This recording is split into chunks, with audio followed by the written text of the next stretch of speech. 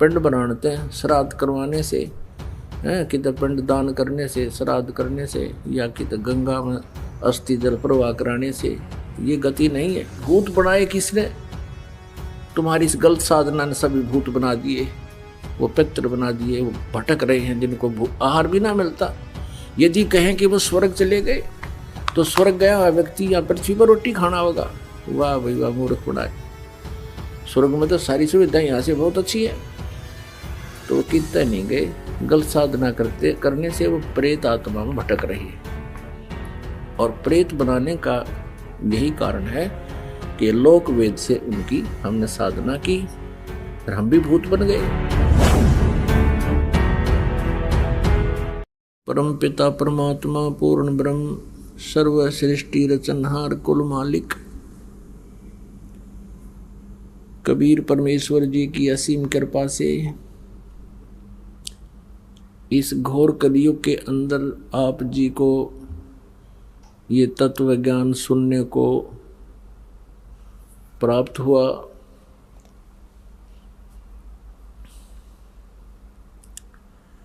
पुण्यात्माओं, परमेश्वर कबीर देव जी, कबीर परमात्मा जी, ये वो परमेश्वर हैं, वे वो शक्ति हैं जिन्होंने सारे ब्रह्मांडों की रचना की। और ये वो भगवान हैं, ये वो परमात्मा हैं जिनको परमात्मा कहा जाता है। ये वही हैं जिनको परम अक्षर ब्रह्म कहते हैं। और यही परमात्मा परम अक्षर ब्रह्म इस कलयुग के अंदर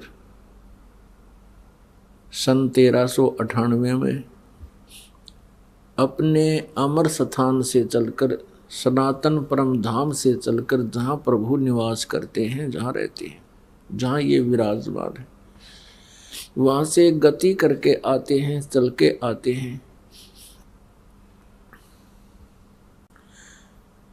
उसी प्रकार वो अपने गुण अनुसार, अपनी लीला अनुसार, जैसा कि सदग्रंथों में परमात्मा की महिमा का वर्णन है, वो ऐसे ही करता है। उसी आधार से वो परम अक्षर ब्रह्म,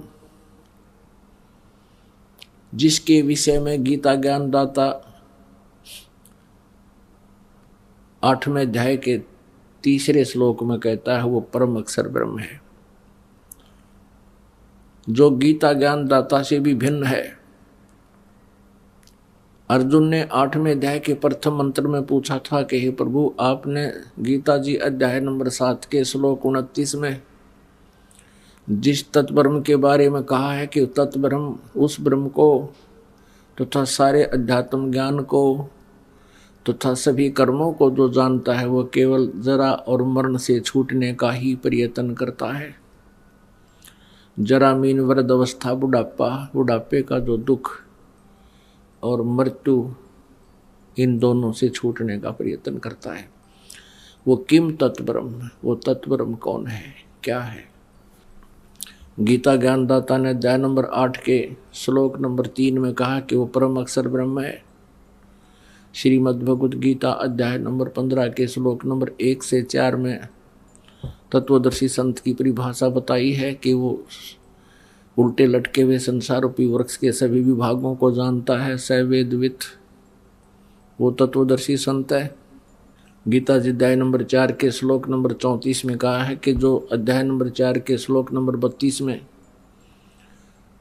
ब्रह्मण मुखे सच्चिदानंद घन ब्रह्म की वाणी में विस्तार से कहे गए हैं सभी आध्यात्मिक अनुष्ठान, उनकी जानकारी, सतभक्ति की का ज्ञान दिया गया है, वो तत्व ज्ञान है। चौथे अध्याय के 34 में कहा कि उस तत्व ज्ञान को तत्वदर्शी संतों के पास जाकर समझ, उनको दंडवत प्रणाम कर, उसके पश्चात वो तत्वदर्शी संत तुझे परमात्म तत्व का ज्ञान बताएंगे।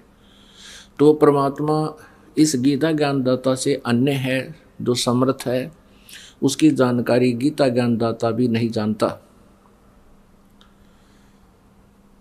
इसलिए 7वें अध्याय के 29वें श्लोक में कहा कि मेरे इस ज्ञान को आश्रित करके तत्वदर्शी संत की खोज जो कर लेता है, मेरे इस ज्ञान के आश्रित होकर, और जो जरा और मरण से छूटने का प्रयत्न करते हैं। 7वें अध्याय के 29वें श्लोक में वो तत्ब्रह्म को जानते हैं, सारे अध्यात्म ज्ञान से परिचित हैं, तत्व ज्ञान से परिचित हैं और वो सभी कर्मों से परिचित हैं। गीता जी अध्याय नंबर 15 के श्लोक नंबर 1 में बताया है कि उस तत्वदर्शी संत की क्या पहचान है। उल्टे लटके हुए संसार रूपी वृक्ष को जो सभी अंगों सहित विभागों सहित बताता है, स वेदविद, वह वेद के तात्पर्य को जानने वाला है, अर्थात वो तत्वदर्शी संत है।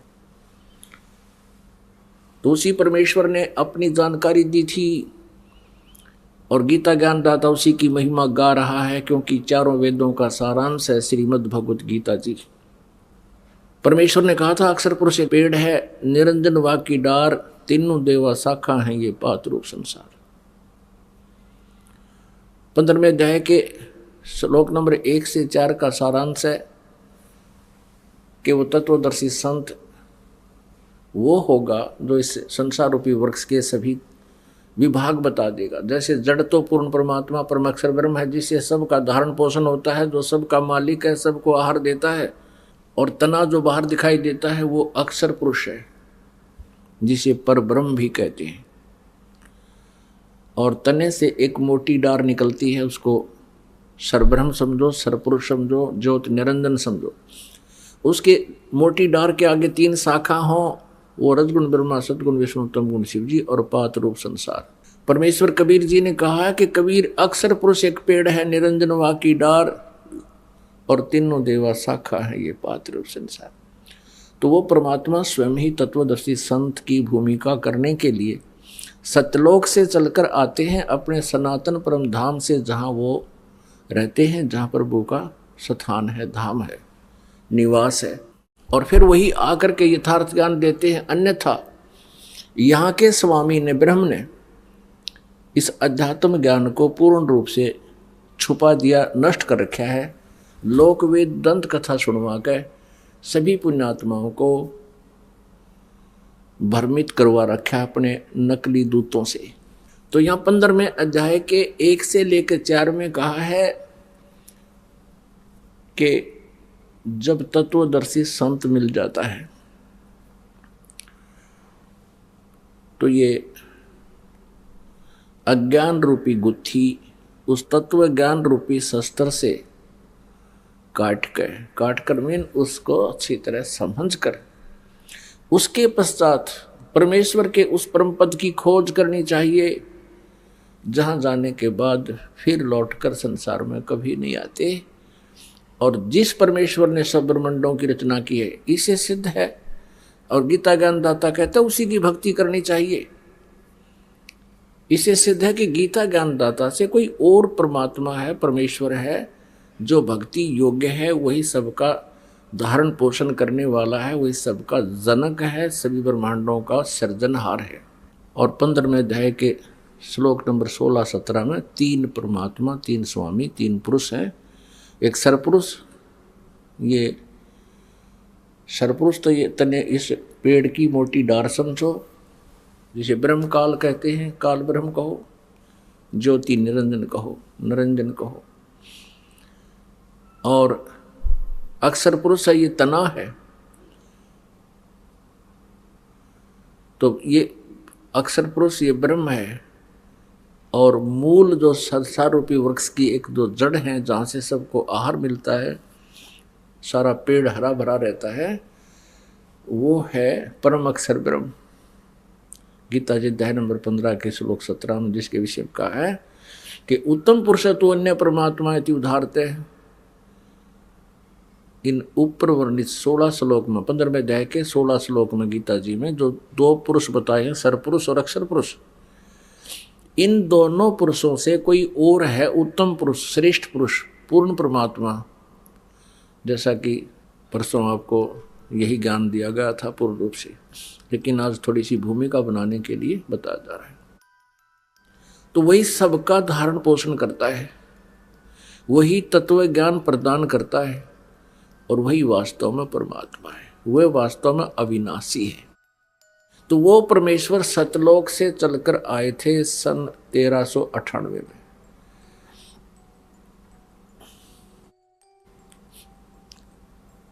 और काशी शहर में लहरतारा नामक एक तालाब के अंदर विकसित कमल के फूल पर वो परमात्मा नवजात शिशु का रूप धारण करके विराजमान हुए थे। ऐसी लीला वो प्रत्येक युग में करते हैं। उस परमात्मा के शरीर की 3 स्थिति हैं। ऋग्वेद मंडल नंबर 9 सूक्त नंबर 1 मंत्र नंबर 8 में और 9 में ये स्पष्ट किया है कि उस परमात्मा को उग्र गतियां प्रेरणा करती हैं, और जिस कारण से यानी जब परिस्थितियां बहुत खराब हो जाती हैं इस पृथ्वी पर, धर्म का नाश हो जाता है, अधर्म की वृद्धि हो जाती है, उस समय वो परमेश्वर आते हैं और भासमान शरीर को वो प्राप्त करते हैं, यानी सुंदर शरीर होता है देखने योग्य। और वो परमात्मा 3 प्रकार से शरीर की स्थिति होती है उस भगवान की। एक तो सतलोक में रहते हैं वो, वहाँ उनका शरीर बहुत तेजों में, और दूसरा रूप बनाकर आते हैं तब वो एक युग में एक ऐसी लीला करते हैं जनसाधारण जैसी, जैसे नवजात शिशु रूप का रूप धारण किया, कमल के फूल पर विराजमान होते हैं, वहाँ से निसंतान दंपति उन्हें ले जाते हैं और फिर कंवारी गाय का वो दूध पीते। उस परमात्मा की शक्ति से कंवारी गाय दूध देती है और वो पिया करते हैं। ऐसी लीला, ऐसा ऋग्वेद मंडल नंबर 9 सूक्त नंबर 1 मंत्र नंबर 9 में भी प्रमाण है। ये वेदों को तो दास ने पढ़ा अभी ज़्यादा से ज़्यादा 10 वर्ष पूर्व, समझा वेदों को, और परमात्मा की महिमा ये दास लगभग सन 1988 से सुनता और सुनाता आ रहा है। और परमेश्वर की वाणी में, कबीर वाणी में, उनकी लीला में 600 वर्ष पहले लिखा कि प्रभु ने ऐसा किया था। तो परमात्मा ही ऐसी लीला करता है, इसके गवाह हमारे वेद हैं। वेदों में भी यही गवाही है। तो इससे सिद्ध होता है कि कबीर इज गॉड।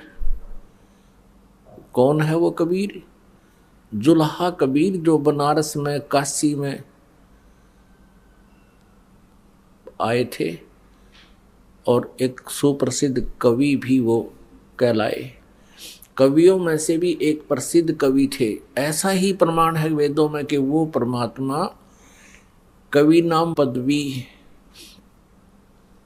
क्योंकि अपनी वाणी को, अपने सच्चिदानंद घन ब्रह्म की वाणी को लोकोक्तियों के माध्यम से, दोहों के माध्यम से, शब्दावलियों के माध्यम से बोलने के कारण वो एक कवि भी कहलाता है। लेकिन वो होता है भगवान। पुण्यात्माओं, अन्य भी कवि हैं, वो भी प्रसिद्ध हैं, लेकिन उनकी वाणी में और परमात्मा की वाणी में बहुत अंतर है।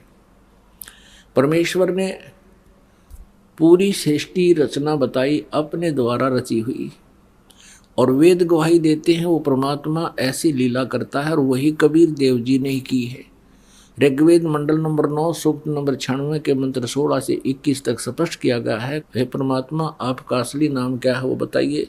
फिर 17-18 में बताया कि उसका नाम कबीर है, और अपनी लोकोक्तियों के माध्यम से अपनी वाणी को, अमर वाणी को, सच्चिदानंद घन ब्रह्म की वाणी को बोलने से वो प्रसिद्ध कवियों में से भी एक पद भी प्राप्त करता है। लेकिन वो होता है परमात्मा, और वो तीसरे मुक्ति धाम में विराजमान है। और भी बहुत ढेर सारे प्रमाण हैं। परमात्मा नरवत, मनुष्यवत और अग्नि तनवसी, वेदों में बहुत प्रमाण है कि परमात्मा शरीर है, उसका मनुष्य जैसा ही शरीर है। तो वो परमात्मा स्वयं ऐसी लीला करते हैं, एक जीवन ऐसा वो करते हैं। ऋग्वेद मंडल नंबर 1 सूक्त 31 मंत्र 17 में स्पष्ट किया है कि मनुष्यवत अग्नि, वह परमेश्वर मनुष्य की तरह एक जीवन ऐसे लीला करता है। हे परमात्मा, आप प्रत्येक युग में ऐसा करते हो, एक जनसाधारण मनुष्य की तरह अपने कर्म करके अपने हाथों से निर्वाह करके अपना गुजारा करते हो, मेहनत परिश्रम करके। आप एक बार फिर आइए और हमें उस ज्ञान से परिचित कराइए। तो ये लीला उस परमेश्वर कबीर जी की है जो वेद भी उसका प्रमाण करते हैं। वही परमेश्वर अपनी उस लीलावत सन 1398 में अपने गुण के आधार से प्रकट हुए। नीरू और नीमा नामक जुलाहा दंपति धानक बरादरी के यानी कास्ट के वो मुसलमान जुलाहा दंपति उनको उठा ले गया और लीलावत वहाँ बड़े हुए, उसी व्यवसाय को करने लगे जिससे वो जुलाहा कहलाए। लेकिन वो पूर्ण परमात्मा थे, वो परम अक्षर ब्रह्म हैं, थे और आज भी हैं और आगे भी वही है। उस परमेश्वर ने हमें आकर के ज्ञान दिया है और रह कर में समझा है कि तुम कहाँ फंसे पड़े हो, तुम कहाँ रह रहे हो। ये तुम्हारा स्थान नहीं है, ये तुम्हारा धाम नहीं है, तुम यहाँ गलत रह रहे हो। और जिस सुख को तुम सुख मानते हो ये सुख नहीं है। झूठे सुख को सुख कहे, मान रहा मन मोदे। ये सकल चबीना काल कहा, कुछ मुख में कुछ गोद। परमात्मा में याद दिलाते हैं कि ये झूठा सुख है जिसको तुम सुख मानते हो। जैसे हम किसको सुख मानते हैं? संतान हो जावे। संतान में भी हम पुत्र को ज्यादा जो है ना महत्व देते हैं। ये भी काल की एक भूल भुलैया है। अब समाज के अंदर ऐसा होता है, जैसा भी कोई रीति चल पड़ती है फिर हम उसी के भंवर में फंसे रहते हैं, उससे बाहर नहीं आ सकते। परमात्मा की कृपा होती है किसी साधु संत पुण्यात्मा के ऊपर, भक्त पर, या मालिक स्वयं आकर के उस भंवर से हमें निकाल कर अच्छी दिशा देते हैं। तो यहाँ परमात्मा कहते हैं कि बेटा और बेटी में कोई अंतर नहीं होता, क्योंकि परमेश्वर जो करता है उसका काम कोई भी निष्प्रयोजन नहीं होता। हम आधे से ज़्यादा दुखी जो होते हैं अपने द्वारा बनाई हुई इस काल प्रेरणा से, परंपराओं से दुखी होते हैं। पहले एक परंपरा थी कि किसी बहन का पति मृत्यु को प्राप्त हो जाता था तो वो साथ में उसी चिता में फूंक दी जाती थी, उसको सती होना कहते थे। और ये ऐसी भंवर थी, इसे कोई निकल नहीं सकता था और न चाहते हुए भी उसको जलना पड़ता था परंपरा के कारण, नहीं तो उसका जीवन हराम कर देते थे। तो वो कोई परंपरा थी। एक आदमी मर गया, उसका संस्कार इतना ही था, और फिर उसके साथ जिंदा फूके। एक तो कर्महीन बनावे, दयाहीन हो गए जो ऐसे जलते हुए को खुद देखकर वो और गीत गावे और वो जले, और जलते समय भी अगर उसने वो रोने लगी तो भी उसको उल्टा कहा करते थे। वो जलना भी उसके लिए व्यर्थ होता यदि वो रो पड़ती और आग लगे। एक चिंगारी रख के देखियो, छोटी सी अंगारी हाथ पे ऊपर नीचे ऐसे किल की मारे इंसान। तो कहने का भाव ये आधे से ज़्यादा जो ऐसी परंपराएं हैं वो हम अप बना के और आप ही उसमें फंस जाते हैं। ऐसे ही जैसे पहले क्या होता है कि पुत्र ना हो तो वो अपने संतान हो ही मानता ही नहीं। कारण क्या था कि इन भ्रमित करने वाले काल के दूतों ने, इन गुरुओं ने वहम पैदा कर रखा था कि भाई पुत्र ना होना, पुत्र के बिना गति नहीं होती। गति मीन जब वो मृत्यु को प्राप्त हो जाता है तो पुत्र उनको दान देता है, उन गुरुओं को, कि तो पिंड भरवा दे, कि तो उसके श्राद्ध निकाल दे, और वो इसने गति बतावे। अब परमात्मा ने आके ज्ञान दिया है कि ये तो भाई काल का ही षड्यंत्र है। परमात्मा ने बेटा दे दिया, बहुत अच्छी बात, उस बच्चे को परमात्मा के चरणों में लगाओ, क्योंकि वो भगवान की आत्मा है, हमारे सुपुर्द कर दिया।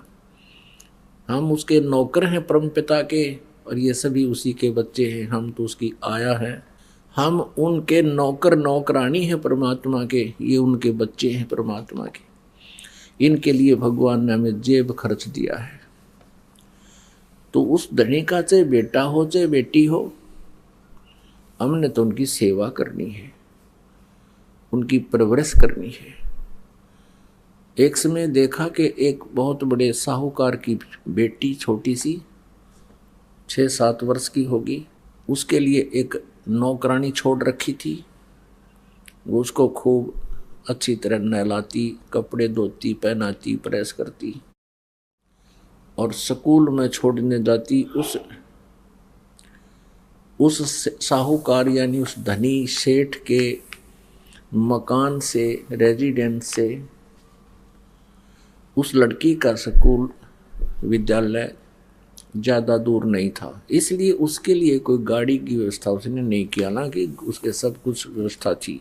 तो ये दास जो सर्विस करता था, जेई की नौकरी करता था, तो हमारे कार्यालय के सामने से, हमारे कार्यालय था, उससे तीसरे मकान में वो सेठ रहता था और उससे थोड़ी सी दूरी पर विद्यालय था। प्रतिदिन देखा करता था, दोपहर के दिन में भी, सर्दियों में अलग व्यवस्था, तो गर्मियों में देखा कई बार, वो लड़की छोटी सी, एक छोटा सा उसका छाता, और वो उसकी नौकरानी स्वयं धूप में चलती थी, उस लड़की पर छाता कर रखती थी। प्रतिदिन स्कूल छोड़ के आती थी और लेकर आती थी, और उसको बहुत प्यार देती थी, क्योंकि लड़की के पिता ने उस नौकरानी को पूरा खर्चा दे रखा था और उसका भी गुजारा दे रखा था। तो वो उस बच्चे की सेवा करती थी। फिर उसको नौकरी से निकाल दिया गया। उसके पश्चात उसका उस लड़की से कोई लिंक नहीं था, वो चली गई। और जब तक वो वहाँ थी, उसकी जिम्मेवारी थी उसको अपने पुत्रों से, अपनी पुत्रियों से भी ज़्यादा उसको प्यार देती थी, उसकी सेवा करती थी। तो ऐसे हमने अपने जीवन को ढालना है। ये जितने भी पुत्र पुत्रियां आपको प्राप्त हैं, ये आपके नहीं हैं, और ये हमारा स्वभाव है, हमारे बस की बात नहीं। हमारे ऊपर इस तीनों गुणों का प्रभाव है, क्योंकि सतगुण विष्णु जी के प्रभाव से हमारा एक दूसरे में मोह है, तो ये जीव के बस का नहीं। इसके लिए ये एंटीबायोटिक खानी पड़ेंगी। जैसे ये नशा हो गया हमारे इंजेक्शन का, या भांग पी ली उसका, तो एंटीबायोटिक दवाई खा के वो नशा उतर जाता है। तो ये प्रवचन जो परमात्मा की वाणी और ये ज्ञान है, ये एंटीबायोटिक है। आपकी इनमें ममता नहीं बनेगी, क्योंकि आप ज्ञान से परिचित हो जाओगे। जब तक हमें ज्ञान नहीं होता तो हमारी वृत्ति एक जीव जैसी होती है, और जब ज्ञान हो जाता तो हम भक्त बन जाते। और भक्त वो होता है जो दूसरे के धन पर कब्जा ना करे, दूसरे की वस्तु पर कब्जा ना करे। और दूसरे की वस्तु पर जो कब्जा करता है, अपनी मानता है, अपना लेता है कि ये मेरी है, ऐसा कहता है, तो भक्त नहीं है वो तो लालची आदमी है।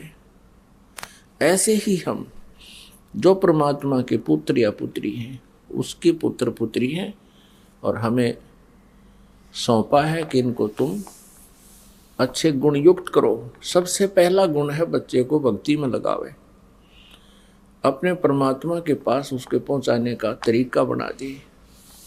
तो सबसे पहला काम ये है। अब जैसे किसी का पुत्र की मृत्यु होगी और सारा परिवार बहुत बुरा हाल हो जाता है, रोता है, हाय मेरा बेटा मर गया, मेरा बेटा मर गया।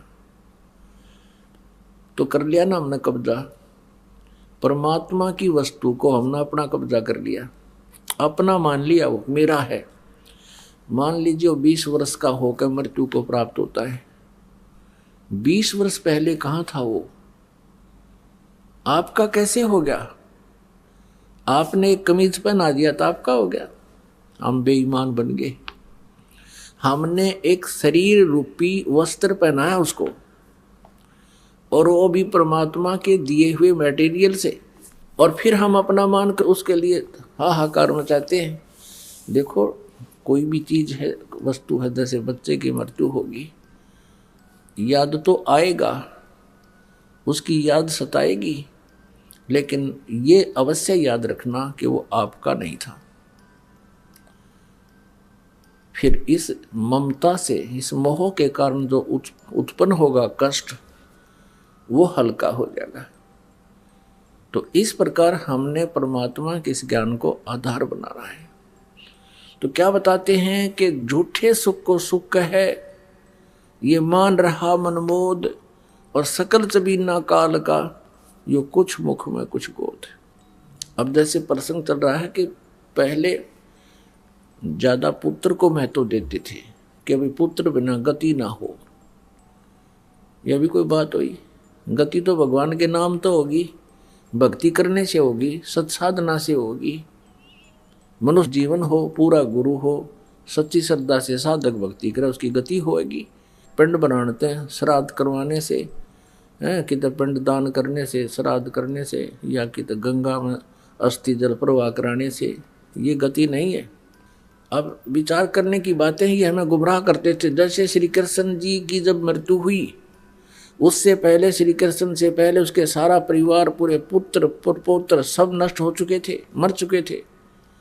श्री कृष्ण जी की गति किसने कराई? फिर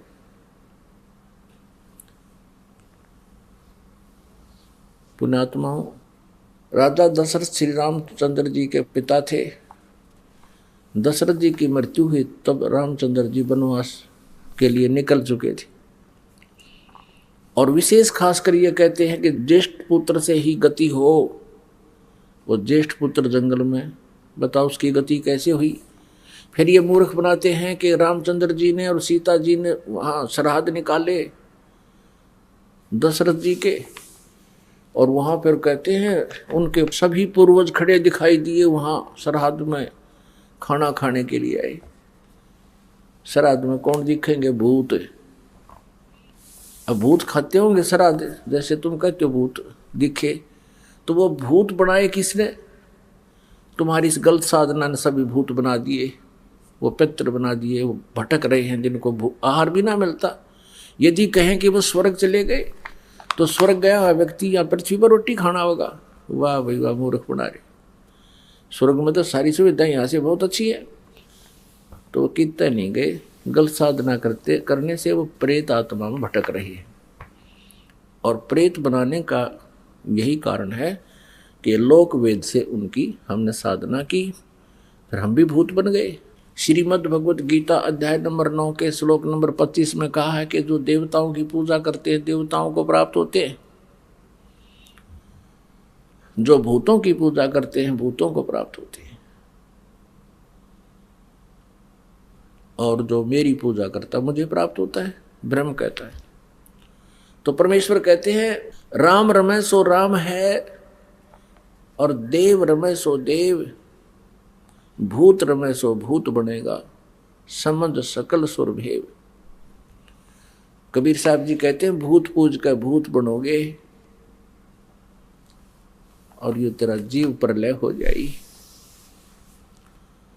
तो यहाँ परमात्मा हमें याद दिलाना चाहते हैं कि पुत्र से गति नहीं होगी। पुत्र हो या पुत्री परमात्मा की गिफ्ट, परमात्मा की देन, और परमात्मा के बच्चे। हमारा जो कर्तव्य है वो पूरा कीजिए, और फिर आप भी भक्ति कीजिए, और बेटा और बेटी को भी साधना में भक्ति में लगाइए। तो इस प्रकार हमने इन काल की जो रीति रिवाजें हैं इनसे भी ऊपर उठना होगा, तब हम परमात्मा पा सकते हैं। क्या कहते हैं भगवान? बेटा जाया खुशी हुई, बहुत बजाए थाल, ये तो आना जाना लगा हुआ है जो कीड़ी का नाल। बेटा जाया, बेटा को जन्म दिया, बड़ी खुशी मनाई। राजा लोग पुत्र उत्पत्ति के अवसर पर बैंड बाजे बजाते हैं, बहुत गजब की शहनाई बजती हैं, पूरे शहर में बधाई बंटती है, मिठाई बंटती है। और गरीब आदमी के, गरीब जनता का जब पुत्र होता है किसी भक्त के, व्यक्ति का, तो रीस तो वह करे, वो नकल तो वही करता है, खुशी मनाता है। उसकी खुशी, उसका इतना ब्योंत नहीं, इतना सामर्थ्य नहीं कि बैंड बाजे बजवा सके। वो थाली पीटा करे, थाली बजाया करें जिसका पुत्र हो जा, खुशी मनाते हैं। और अड़ोस पड़ोस के अंदर सबको पता तो होता है कि उनकी पुत्र वधू को बच्चा होने वाला था। जिसके घर में थाली की आवाज आएगी समझ जाते थे उनका पुत्र प्राप्ति होगी। परमात्मा कहते हैं बेटा जाया खुशी हुई और खूब बजाए थाल। ये तो आना जाना लगा हुआ है जो कीड़ी का नाल।